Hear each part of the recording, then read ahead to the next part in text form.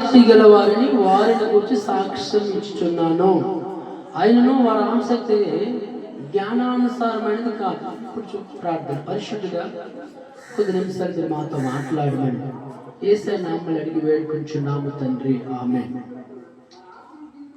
అపోస్తలుడైన పౌలు ఈ రోమా పత్రిక 10:2 ఏమంటున్నాడంటే, వారు దేవుని యందు ఆసక్తి గలవారని వారిని గురించి సాక్ష్యం ఇచ్చుచున్నాను. ఈ రోమా సంఘానికి పౌలు లేఖ రాస్తూ ఉత్తరం రాస్తూ ఏమంటున్నాడంటే, వారు దేవుని యందు ఆసక్తి కలిగిన వారు దేవుని యందు ఆశపడిన వారు దేవుని కొరకు సాక్షిగా జీవించిన వారు దేవుని కొరకు నడిచిన వారు.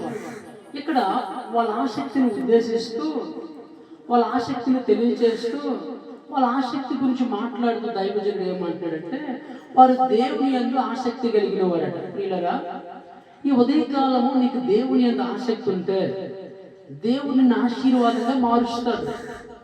దేవుని యందు ఆసక్తి ఉంటే నిన్ను అదృష్టవంతుడిగా మారుస్తాడు. దేవుని యందు ఆసక్తి ఉంటే